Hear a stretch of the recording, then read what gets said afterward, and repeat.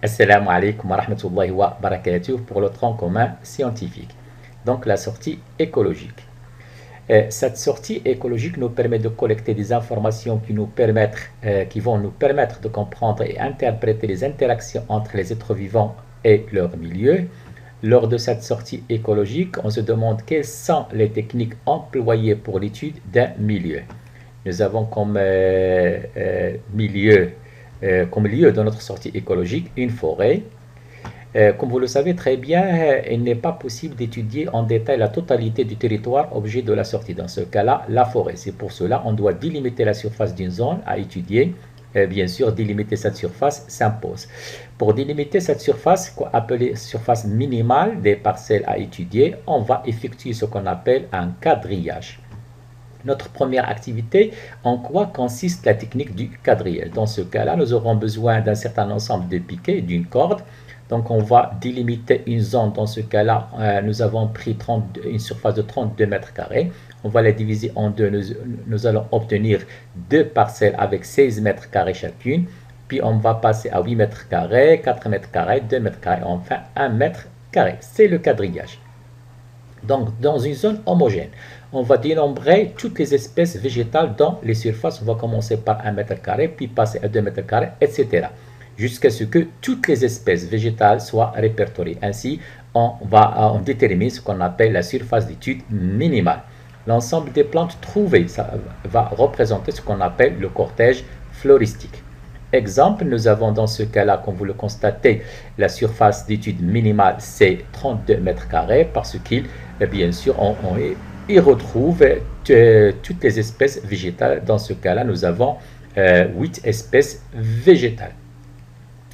On passe maintenant à notre activité 2, montrer comment peut-on estimer la hauteur d'un arbre. Donc, pour estimer cette hauteur d'un arbre, il existe plusieurs méthodes. Je vais parler de la méthode de la croix du bûcheron. C'est quoi la méthode? C'est quoi la croix du bûcheron? Ce sont deux bâtons de longueur identique. On va prendre comme exemple 30 cm et ils sont assemblés pour former un angle droit comme le montre la photo. Puis, on va viser l'arbre à mesurer, s'approcher ou se reculer de l'arbre de façon à faire coïncider le haut de l'arbre avec le haut du bâton et bien sûr le bas de l'arbre avec le bas du bâton. Un exemple, comme vous le constatez, dans ce cas-là, on va obtenir deux triangles. Nous avons le triangle OAB puis le triangle ODE. Donc, ce sont deux triangles semblables, comme vous le constatez. OAB, c'est un agrandissement. Le triangle OAB, c'est un agrandissement du triangle ODE, ce qui va nous permettre d'écrire le rapport suivant. BC sur OF est égal à AB sur DE.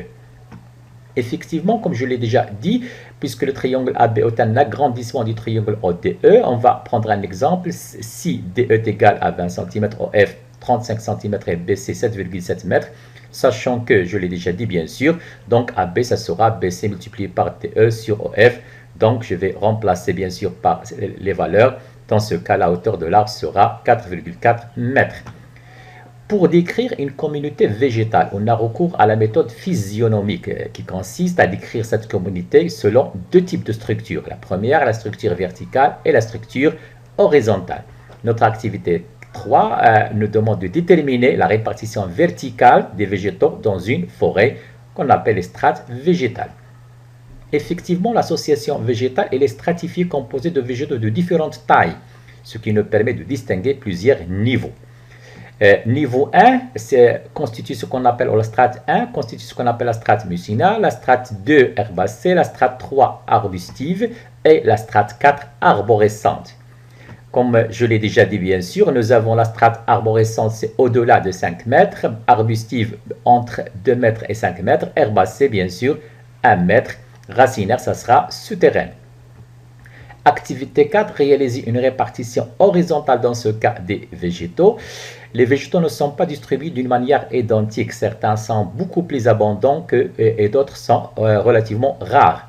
Pour étudier la répartition horizontale des végétaux, on doit procéder comme suit. Dans un premier temps, on doit construire un profil topographique. 2, représenter les différentes espèces végétales avec des figurés. Et 3, bien sûr, représenter notre orientation, la toponymie, les oueds, etc.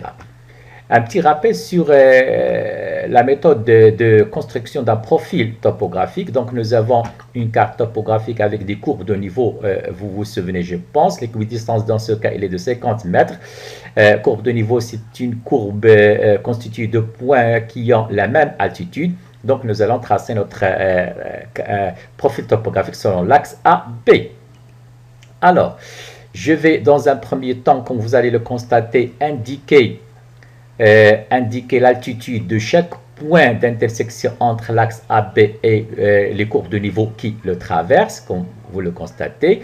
Dans un deuxième temps, toujours sur mon papier millimétrage, je vais tracer un axe vertical qui va représenter l'altitude. Bien sûr, l'équidistance, comme je l'ai déjà dit dans ce cas-là, est de 50 mètres. Quatrièmement, bien sûr, je vais projeter l'altitude, bien sûr, les points que j'ai déjà tracés, chacun selon son altitude. Et enfin, je vais relier ces points-là, bien sûr, pour obtenir mon profil topographique. Sur ce profil topographique, comme vous allez le constater, j'ai un exemple dans ce cas-là, mon profil topographique, je vais représenter les différents types de plantes, bien sûr, avec des figurés, comme nous l'avons déjà dit. Puis, bien sûr, sans oublier, bien sûr, ma légende, bien sûr, chaque figuré, je dois écrire le nom de chaque figuré, comme vous le constatez, sans oublier, bien sûr, mon orientation. Un autre exemple de coupe montrant la répartition horizontale des végétaux. Dans ce cas-là, nous partons de la forêt de Temara vers le plateau de Zaïre. On représente les différents types de plantes de végétaux, bien sûr, selon cet axe. Merci.